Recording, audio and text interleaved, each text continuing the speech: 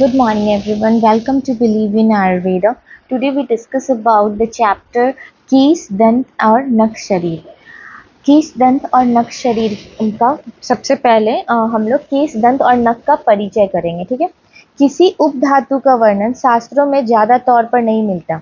क्या मतलब इसमें बोला जा रहा है, सिंपल सी बात है कि दंत नख ये सब का उपधातु धातु ये सब कहाँ से ओरिजिनेट हुआ है, कैसे चेक किया जाता है, ये सब इस चैप्टर में हम लोग पढ़ते हैं। इसमें सबसे इम्पॉर्टेंट लाइन जो है, सुश्रुत ने कहा है दांतों को, हम लोग जो अस्थि पढ़े थे, अस्थि के प्रकार, उसमें हम लोग रुचक अस्थि पढ़े थे। ठीक है, तो रुचक अस्थि में दांतों को जो है रुचक अस्थि में रखा गया है। और रुचक अस्थियां पांच प्रकारों मतलब अस्थियां 5 प्रकार की होती है ना, तो उसमें रुचक अस्थि जो होता है 5 प्रकार में से एक होता है।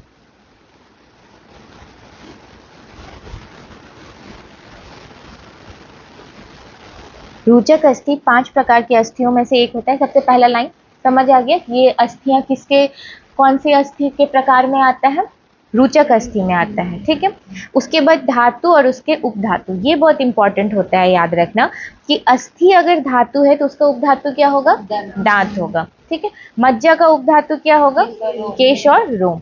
ठीक है, रोम या लोम एक ही चीज है। हाँ, अस्थि का क्या है उपधातु, दांत। मज्जा का केश और रोम। अच्छा, थोड़ा इसको ट्रिक से भी हम लोग समझ सकते हैं। अस्थि थोड़ा स्ट्रॉन्ग फीलिंग देता है, दांत भी स्ट्रॉन्ग होता है। ठीक है, और मज्जा थोड़ा सॉफ्ट होता है, केस और लोम मतलब छोटा छोटा सॉफ्टी चीज उसमें आता है। एक श्लोक याद रखना है, स्यात कीटम केस लोम अस्थानो चरक चिकित्सा स्थान 15/19। हाँ, केस और लोम अस्थि धातु के मल होते हैं। केस और लोम अस्थि धातु के मल होते हैं। बताओ, कोई एक आदमी सुनाओ, श्लोक सुनाओ। हाँ ठीक है, रेफरेंस भी याद रखो। हाँ, अगर 15/19 नहीं भी याद है तो तुमको बस याद होना चाहिए कि चरक चिकित्सा स्थान का है। ठीक है, केश और लोम अस्थि धातु के मल होते हैं। इनकी उत्पत्ति धातु आदि से उत्पन्न कीट भाग, ऑब्वियस सी बात है, कौन से भाग से होता है, कीट भाग से होता है। जबकि दंत की उत्पत्ति, क्योंकि हम लोग केश और दंत एक साथ पढ़ते हैं तो हम लोगों को ये नहीं लगना चाहिए कि दोनों कीट भाग से ही होते हैं। बस केश जो है इसकी उत्पत्ति कैसे हो रही है, कीट भाग से हो रही है, जबकि दंत की उत्पत्ति प्रसाद भाग से हो रहा है। ठीक है, उसके बाद शरीर को मलिन करने वाले पदार्थ को मल कहे जाते हैं। प्रत्येक धातु की अपनी धात्वाग्नि पाक क्रिया के द्वारा 2 अंशों की उत्पत्ति। कोई भी धातु की जो धात्वाग्नि की क्रिया होती है उसका 2 पार्ट बनता है ना। एक कौन सा पार्ट बनता है, प्रसाद भाग, और एक कीट भाग। एक कीट भाग से उत्पन्न होने वाले द्रव्य का नाम ही मल है, और जो कीट भाग से उत्पन्न हुआ वो क्या है, मल है। महर्षि सुश्रुत के अनुसार अस्थि धातु का मल नख और रोम है। ठीक है, शरीर के बाल, रोम क्या है, शरीर के बाल है। ये केश, रोम और नख सदैव बढ़ते रहते हैं। इनका कभी ग्रोथ खत्म होता है नहीं, हमेशा बढ़ेगा। तुम जितना काटो फिर बढ़ेगा।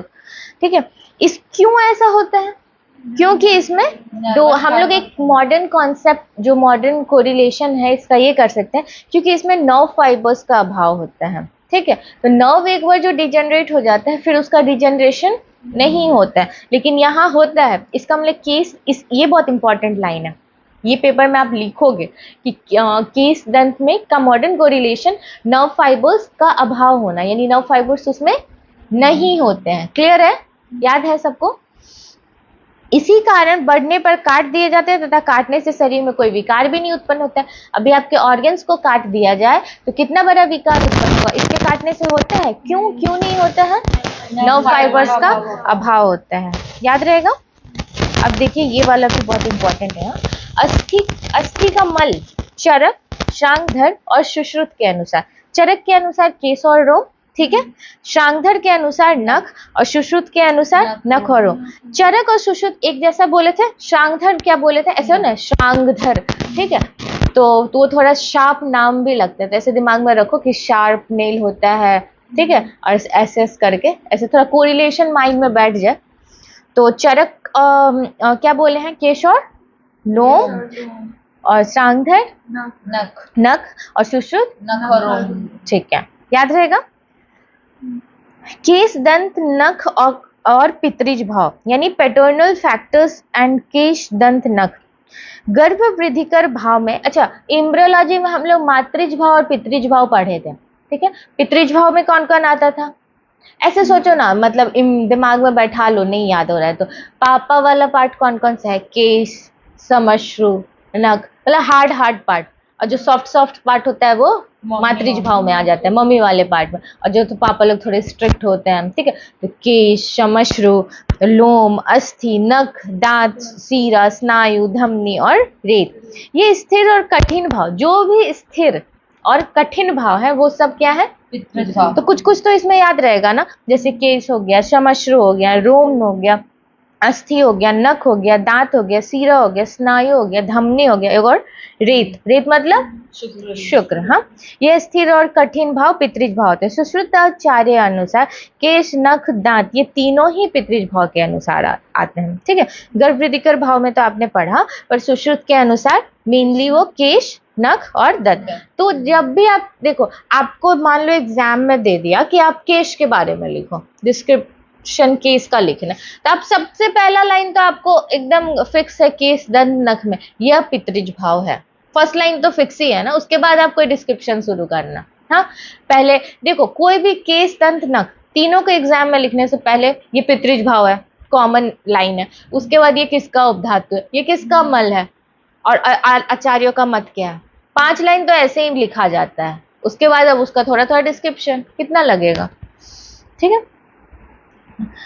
शरीर में जो विशेषकर स्थूल, स्थिर, मूर्तिमान, गुरु, खर, कठिन अवयव जैसे नख, अस्थियां, दांत, मांसपेशियां, त्वचा, पुरुष, केश, दाढ़ी और लोम एवं कंडरा आदि अंग है, वे सभी और गंध एवं नासिका पार्थिव है। केश, दंत, नख का स्वरूप क्या है, ये आपके सिलेबस का पार्ट है ना, सिलेबस में निकाल कर रखो कौन कौन सा और स्टिक करो।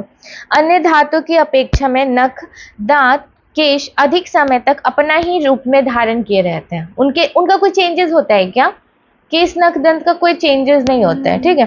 दांत को अस्थि का ही एक प्रकार, कौन सा अस्थि में आता है, रुचक अस्थि, ठीक है। अब देखो ये कैसा होता है, केश, दंत, नख कठिन होता है, मूर्ति स्थूल होता है, मूर्तिमान होता है, गुरु होता है, खर होता है, कठिन रहता है, ये पितृज भाव के अंतर्गत आता है। महाभूत, उसके बाद आपको सबका महाभूत भी लिखना है एग्जाम में, तो पृथ्वी, बस आपको ये पांच लाइन ही दिमाग में रखना है, ये पितृज भाव होता है, इसमें ये इसका उपधातु है, ये इसका महाभूत ये है, हो गया, इससे ज्यादा क्या रखना है। दोष का अधिष्ठान, कौन सा दोष होता है, तो वात दोष होता है। अस्थि धातु का मल क्या है, केश, नख और लोम। अस्थियों की उपधातु क्या है, दांत है, ठीक है।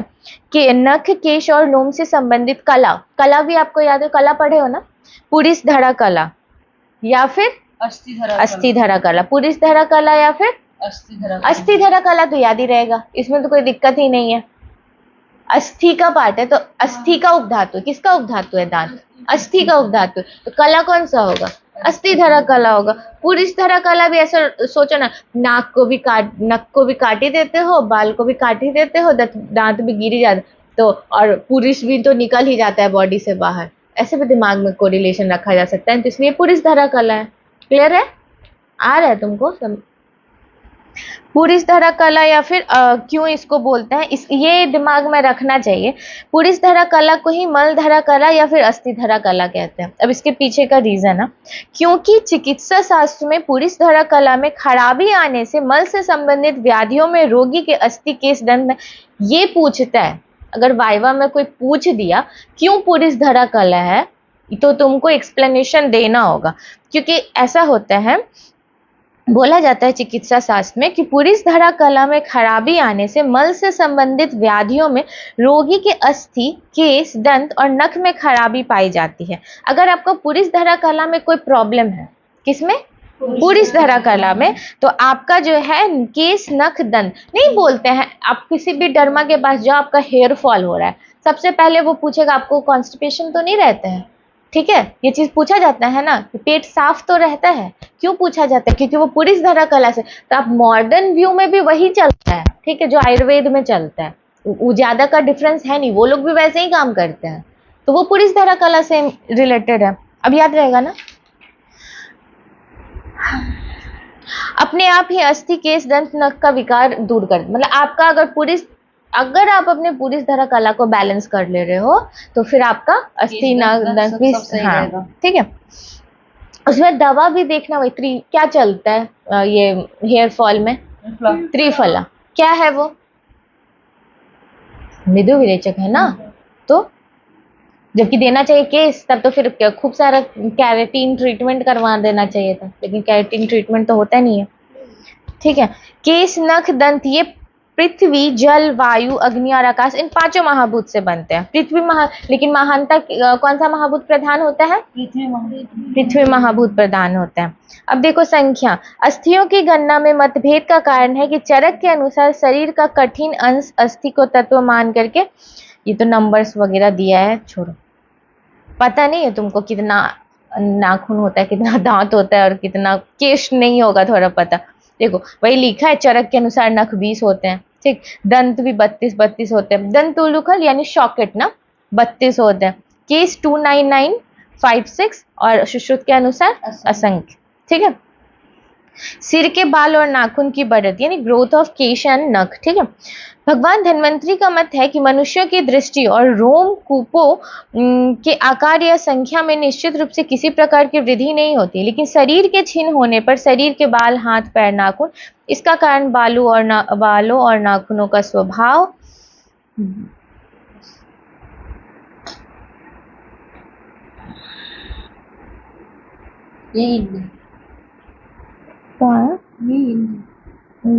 हाँ, मतलब ना आपके वो बोलते हैं ना, मतलब किसी का नाखून बार बार टूटता है तो बोलते हैं तुम्हारे अंदर प्रोटीन का कमी हो गया है या फिर ऐसा कुछ, ठीक है। इसके बाद कौन सा टॉपिक है? अस्थि 6। अब देखो, अस्थि धातु 6 वृद्धि केश दंत नख। अस्थि धातु के 6 और वृद्धि, इन दोनों की ही अवस्थाओं में केश दंत नख के स्वरूप में बदलाव आता है। मतलब अस्थि से रिलेटेड है ना, बोलते कैल्शियम का टैबलेट, बोलते कैल्शियम का कमी होगा, चलाया जाता है ना हेयर फॉल में, ये भी कैल्शियम टैबलेट्स के सप्लीमेंट्स दिए जाते हैं। देखो या तो डॉक्टर्स जनरली प्रिस्क्राइब करते हैं या तो कैल्शियम टैबलेट्स, ठीक है। स्पेशली अब किसी का नाखून बार बार टूट रहा है, ठीक है, तो भी कैल्शियम टैबलेट दिया जाता है, या फिर आयरन के भी टैबलेट्स दिए जाते हैं, देते हैं ना। उसके बाद अस्थि 6 में अस्थि नख एवं दांतों की भंगुरता, यानी वो कितना ब्रिटल है, कितना टूट रहा है, भंगुर, एवं पतन यानी खत्म हो जाना, क्लियर है। समस्त शरीर विशेषकर दंत नख केश की रुक्षता भी होती है ना, किसी किसी का बहुत ड्राई होता है। मतलब अगर आप ये सब क्या है, ये एक पैटर्न है कि अगर अस्थि धातु का 6 होगा तो आपका नख का भंगुरता होगा, पतन होगा। याद करो, अभी याद करो, नख का भंगुरता होगा, पतन होगा। उसके बाद दंत नख की रुक्षता होगी, आपका बाल भी ड्राई होगा, केश, रोम, नख, श्मश्रु का शीघ्र पतन होगा, ठीक है। अस्थि धातु वृद्धि लक्षण अस्थि प्रदोष विकारों के नाम से, अब ये ना कुछ कुछ डिजीज का नाम दे दिया, दंत अस्थि भेद, लोम नख दोष, अधिदंत, दंत सूल, केश विकार, श्मश्रु दोष, कुनख रोग, दंत विवर्णता। अच्छा, दंत विवर्णता भी होता है ना, कैल्शियम की कमी से भी कभी कभी जो तित है वो कैसा होता है, येलो हो जाता है। क्यों? क्योंकि वो लेयर हटने लगता है ना ऊपर वाला। वेदना का अधिष्ठान, वेदना का अधिष्ठान मतलब सिलेबस खोलो, देखो कहाँ तक हुआ। Place of pain in the body, Charak Acharya के अनुसार वेदना का अधिष्ठान मन, देह और इंद्रिय है। वेदना कहाँ होती है? या तो मन में, या तो देह में, या फिर इंद्रिय में। केश, लोम, नख का अग्रभाग, मल, द्रव आदि को वेदना का अधिष्ठान नहीं माना। पर अगर ऐसा है तो जब आप केश, नख, रोम काट रहे हो तो उस टाइम आपको दर्द क्यों नहीं होता? बोलो। क्योंकि उसके अग्रभाग में वेदना का अधिष्ठान नहीं माना गया, क्योंकि वह नर्व फाइबर से नहीं होता है ना। ये पूरा जो पेन का फिनोमेना है, जो आपका सेंसरी न्यूरॉन, मोटर न्यूरॉन काम करता है, वो कहाँ काम करता है? आपको जब पेन होता है तो वहां कौन, मतलब लाइक आपको कुछ काट रहा है, ठीक है, तो वहां से सेंसरी न्यूरॉन पहले जाता है, वो जाकर के इंफॉर्मेशन देता है ब्रेन को कि देखो ये हाथ में कुछ हो रहा है, इसका क्या करना है। फिर मोटर न्यूरॉन आता है, वो बोलता है हाँ हाँ हाथ हटा लो वहां से, है ना। ऐसे ही फिनोमेना चलता है ना। पर आपका जब वहाँ नर्व फाइबर से एब्सेंट है तो फिर कहाँ से आपको कोई पेन होगा? क्लियर है? आपको लिखना है, अगर एग्जाम में पूछे ना पूछे, आपको क्लीन ये लिखना है, मॉडर्न एस्पेक्ट लिखना है, वो पूछे ना पूछे। चलिए केस शुरू करते हैं। केश व्युत्पत्ति। केश शब्द मूलतः व्युत्पन्न हुआ है प्रपत्र से, जिसका अर्थ जो सिर पर उगता है वो केश है। इसके पर्याय केश, बाल, कच्छ, चिकुर, कुंतल, सिरोरोह, अश्व, राजी, मूर्ध। दो कम से कम याद रखना होगा, सिर, सीजा। कौन सा याद रखोगे? केश तो याद ही रहता है। बाल याद रख लो, ठीक है। और कौन सा याद रखोगे? हाँ, दो याद रखो। अभी केस और तो बाल तो याद ही रहेगा, ये याद कर लो। और सिर, सीजा याद कर लो, याद रहेगा, सिर से रिलेटेड रहेगा, क्योंकि ऐसे याद करोगे तो सारा तो होगा नहीं। हाँ, जिसको हाँ मूर्धा बोलते हैं। तो याद कर लो। सिरो रूह भी याद कर सकते हो, ठीक है। चलो, लेकिन अभी याद करो। व्युत्पत्ति याद हो गया, ऐसे ही लिखना एग्जाम में, डायरेक्ट केस नहीं स्टार्ट कर देना। केस का व्युत्पत्ति अलग लिखना है, धातु अलग लिखना है, पंचमहाभूत अलग लिखना है, उत्पत्ति काल अलग। हाँ, उसके बाद मज्जा का उपधातु केस मज्जा। केस मज्जा धातु का उपधातु है। केस किसका उपधातु है? मज्जा का। केस अभी बोले थे ना, केस सॉफ्टी सॉफ्टी पार्ट है, तो वो मज्जा का होगा। हाँ, मज्जा मतलब हाँ, मज्जा मज्जा नहीं पता क्या होता है। हाँ, ठीक है, उपधातु है। शांगधर के अनुसार धातु निर्माण की प्रक्रिया में कहा गया है, जब अष्ट धातु का पाक अपनी ही अग्नि से होता है, अष्ट धातु का पाक अपनी ही अग्नि से होती है, तब मज्जा धातु का सार भाग समय के साथ सिर और शरीर की बाल माला के रूप में उभर जाता है। इतना नहीं है। उपधातु याद हो गया, बात खत्म। आपके शॉर्ट नोट्स में इतना ही आना चाहिए, इतना बड़ा कहानी नहीं लिखाना चाहिए। मेरे को केस बस 10 या 15 लाइन में खत्म चाहिए, ठीक है, इतना नहीं लिखना है। केश का उत्पत्ति काल, टाइम ऑफ फिकल हेयर फॉर्मेशन। बताओ, ये बहुत एम्ब्रियोलॉजी सब पढ़ा है, बताओ कब होता है केश? चारक के अनुसार 7th मंथ। याद था? याद था? वाघभट के अनुसार इधर देखो, इधर बोल 6 मंथ, कल पूछेंगे। 7वां मंथ किसके अनुसार? चरक के अनुसार। और वाघभट के अनुसार अभी याद करो, 6। वाघभट, चरक थोड़ा आगे आगे चलते थे, हाँ, वो 7 चरक के अनुसार, और वाघभट 6। आपको चरक याद होना चाहिए, 7वां मंथ। हाँ, ठीक है। केश का पोषण कैसे होता है? जो खाएंगे उसी से पोषण होगा, लेकिन उसके सार भाग से या कीट भाग से, ठीक है। चरक के अनुसार भोजन के पाचन होने के बाद आहार रस अब आगे सार भाग और कीट भाग, इन 2 भागों में विभाजित हो जाता है। कीट भाग केश, मूत्र, पसीना आदि के उत्पादन और पोषण के लिए जिम्मेदार होता है। और सुश्रुत के अनुसार धमनियों के अंतिम भाग रोमकूप से जुड़े हुए रहते हैं, उसी से केश का पोषण होता है। Got it? केश का स्वरूप कैसा होता है? पहला तो ये पितृज भाव होता है। सुश्रुत के अनुसार केश, श्मश्रु, लोम, ये स्थिर और कठिन भाव पितृज भाव है। बस स्वरूप में आपको यही याद रखना है कि ये पितृज भाव है, ठीक है। और ये तीनों पितृज भाव के अंतर्गत आते हैं। गर्भ के बालों की हाँ, बस आपको इतना याद रखना। हाँ, ये तो एक होता है ना, शॉर्ट नोट्स में उतना नहीं लिख सकते हैं ना, कथा कहानी हम लोग। गर्भ के बालों की संरचना, रंग, मात्रा पिता पर निर्भर करता है। पितृज भाव के कारण खुरदुरापन, मतलब ऐसे समझिए, ट्रिक्स, मतलब ये सब कॉन्सेप्ट नहीं है, याद रखने। क्योंकि अगर आपका बाल ड्राई हो रहा है बहुत, वो तो पितृज भाव में आता है, और आपका शाइनी शाइनी सा बाल है तो मातृज भाव में आता है। इसे दिमाग में रखो। आपका बाल बहुत ड्राई है, रूखा है, तो वो पितृज भाव में आता है। हाँ, अब स्थान देखिए। केश, सिर के बाल। अलाका किसको बोलते हैं? अलाका, अलाका वाला बाल दिखाओ सब अपना। ये नहीं है तुम्हारा अलाका वाला बाल, ये है। कभी ये वाला बाल इतना लंबा हुआ है जितना लंबा उधर वाला बाल है? देखो, इसका बहुत क्लियर है, देखो। हाँ, अलाका कौन सा बाल है? वो जो तुम्हारा आगे छोटा छोटा बाल दिख रहा है ना, जो कभी बहुत लंबा नहीं होता है, ठीक है। वो फोरहेड वाला बाल भी नहीं, ये वाला बाल भी नहीं। हाँ, तो वो आप बोल सकती हो, हाँ बोल सकती हो, पर बेबी हेयर का ग्रोथ होता है तो नहीं। ये जो आगे छोटा छोटा वाला जो कभी इतना लंबा नहीं होता है, वो अलाका वाला बाल है, ठीक है। याद हो गया अलाका? ये नहीं कि वही याद रखना, नाम भूल जाना। अलाका, ठीक है। माथे पर गिरते हुए बाल। रोम, शरीर के बाल। कक्षा रोम, बगल के बाल, ठीक है, आर्मपिट वाला। गुह रोम, जघन के बाल। और पक्ष, भौं के बाल। पक्ष में किसको बोलते हैं? पक्ष में वर्त में कहाँ पढ़े थे हम लोग? पक्ष्म वर्तम कुछ याद है? वर्तम ये सब याद है? नहीं सुने, नाम नहीं सुने, आइज नहीं पढ़े, आंख जो पढ़े थे उसमें पक्ष्म पार्ट वर्तम पार्ट पढ़ेंगे ना एनाटॉमी में। हाँ ठीक है। कि अलाका वाला बाल कहाँ कौन सा होता है? ठीक है, तो स्थान में ऐसे लिखना। अब वर्ण की उत्पत्ति देखो कैसे होती है। बालों का वर्ण अलग अलग देश जाति आदि के कारण भिन्न भिन्न होता है। बालों के वर्णों में काला, भूरा, लाल, सुनहरा आदि वर्ण पाए जाते हैं। आयुर्वेद में केवल बालों के रंग के संबंध में वर्णन मिलता है।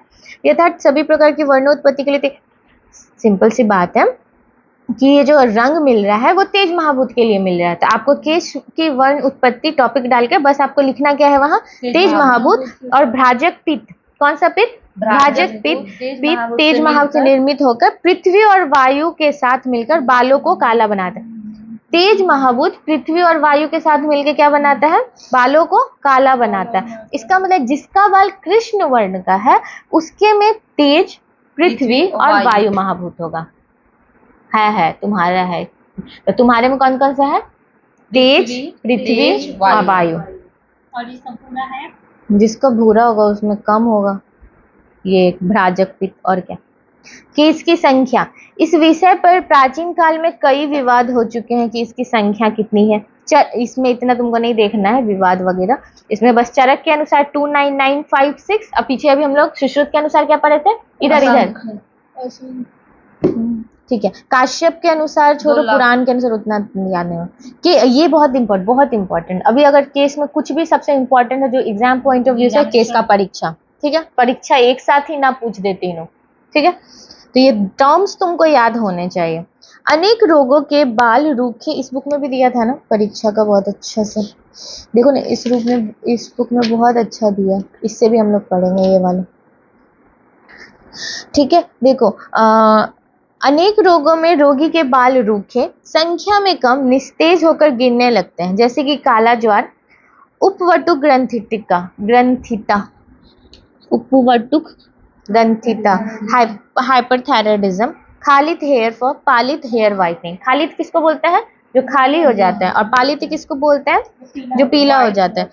रोगी के केस की परीक्षा स्फुटित्व, स्प्लिटिंग ऑफ हेयर। क्या क्या देखता है तुम जब जाती हो पार्लर में भी जनरली, तो क्या देखता है? बोलती है कि हाँ मैम आपका बाल बहुत फूट रहा है, आपका दो मुहा बाल हो रहा है, वो भी तो ऐसे ही चेक करती है। तो पहला टर्म क्या है? स्फुटित। तो किसी का बहुत, अब इसमें याद क्या करना है, किसी का बहुत फूटेगा, बहुस्फुटित। इंग्लिश वाला नहीं है तो बस हिंदी वाला। दोनों लिखोगे तो अच्छा है, तुमको भी तो इंग्लिश याद ही है, तुमको बस हिंदी का टर्म्स याद करना।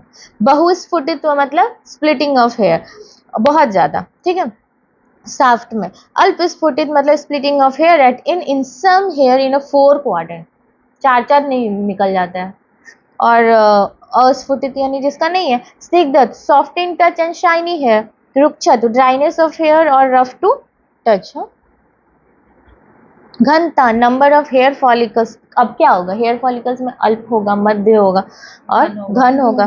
तो अल्प less number of hair follicles, मध्य घनता medium number of hair follicles, घन घनता more number of hair follicles. अब वर्ण में क्या होगा? धूसर वर्ण होगा, कृष्ण होगा, और किसी का श्याम होगा, यही 3 कलर होगा ना किसी का भी। अब कोई हरा और पीला करा रहा है तो वो केमिकल है। ठीक है। धूसर dry, lustreless, rough hair, dusty hair. कृष्ण लाल, रेडिश ब्राउन हेयर। श्याम ब्लैक हेयर। पालित, ग्रेइंग ऑफ हेयर। अपलितत्व, now any single greying of hair. इससे अल्प पालित्व, some of hair grey colour. संपूर्ण पालित्व, उसी में अल्प संपूर्ण ये सब वर्ड खुद से जोड़ देना। हाँ, अब खालित्व, बॉल्डनेस। अखालित्व, नो बॉल्डनेस। ईषत मतलब क्या होता है? अल्प होता है। तो सम पैचेस ऑफ बॉल्डनेस, कहीं कहीं बाल उड़ जाता है। हाँ, संपूर्ण खालित्व यानी कंप्लीट बॉल्डनेस। कुटिलता, कर्ली हेयर, अब किसी का बहुत किसी का कम। ठीक है। अकुटिलता, नो एनी कर्ली हेयर। ईषत, कुटिल केश, सम ऑफ हेयर शोइंग कर्लिंग। संपूर्ण कुटिलता, सिग्निफिकेंट कर्ली हेयर। किस शरीर की व्यवहारिक उपयोगिता, देखिए क्लिनिकल एस्पेक्ट क्या होगा। पालित, जिनका क्रोध, शोक, श्रम, चिंता जिसको ज्यादा है उसको क्या होगा? उसका बाल ग्रे हो जाएगा। क्यों होगा? क्योंकि शरीर की उष्णता तथा पित्त शरीर में जाकर बालों को पका देता है। ठीक है, जिससे पालित यानी बालों का सफेद रोग होता है। चरक ने वात आदि दोष, आप समझ गए ना क्या क्या हो सकता है, क्रोध, शोक, चिंता, इन सब से क्या होगा, कलर हो जाएगा। नहीं वो अरे घर में भी नानी दादी लोगों की, मेरा तो चिंता में ही सब बाल पक गया, सोचते सोचते सब बाल पक गया, ठीक है, कौन सा, सोचते सोचते ही सब बाल पक गया। हाँ, तो इसका मतलब क्या, उनको आप वो तो ये चीज बोल दी, उनको इतना आता है, आप क्या समझे उससे कि उनका पित्त बढ़ा होगा। हाँ, उसके बाद खालिद देखिए, वात, अच्छा देखिए किसी का बाल कैसे झड़ता है उसका भी फिनोमेना, पर इतना नहीं याद रखना, पर दिमाग में एक बैठ जाता है। तो वात के साथ मिला हुआ पित्त, वात के साथ क्या मिलेगा, पित्त, रोम कूपों में जाकर के बालों को गिरा देता है। वात के साथ कौन मिलता है, ऐसे अगर पित्त बढ़ा तो, ऐसे अगर पित्त बढ़ा तो क्या हो जाएगा, ग्रे हो जाएगा। किस किस कारण से होता है ग्रे, और अब बाल गिरा, उसमें कौन सा मिल गया, पित्त मिला। उसका ध्यान कहाँ रहेगा। इस अनंतर रक्त के साथ मिला हुआ कफ रोम कूपों को बंद कर देता है, जिससे उस स्थान पर दूसरे देखो वात है, तुम सुन, हम समझा रहे कौन से, वात, पित्त, कफ, बड़ा अजीब सा फिनोमेना है। वात और पित्त मिलके पहले बार को गिरा दिया, गॉट इट, और कफ जाकर के उसको ब्लॉक कर दिया। हाँ, अब नया बाल बन ही नहीं, आ ही नहीं पाएगा। एक तो आप नहीं हुआ इस तरीके से कि आपने बिल्डिंग बना भी दिया और फिर उस जमीन को भी हड़प लिया। जमीन को हड़प कौन रहा है, कफ, क्योंकि वो ब्लॉकेज क्रिएट कर रहा है, और वात पित्त पहले गिरा दे रहा है बिल्डिंग को, और फिर जाकर के वो ब्लॉकेज क्रिएट कर रहा है कौन, कफ। इतना जो आपका लिखा हुआ है, यही इतना कथा कहानी लिखा है, ठीक है। इसमें दो टर्म आएंगे, एक आएगा इंद्रलुप्त। हाँ, इंद्रलुप्त एक होता है एलोपेसिया यूनिवर्सालिस। एलोपेसिया यूनिवर्सालिस में क्या होता है बताना तुम, एलोपेसिया यूनिवर्स कहाँ, ये दोनों एलोपेसिया यूनिवर्सालिस में पूरे बॉडी का ही हेयर चला जाता है। हाँ, अच्छा ऐसे नहीं तुमको याद हो रहा है, यूनिवर्सालिस, यूनिवर्स, पूरा बॉडी का ही बाल चला गया। हाँ, याद रहेगा ना।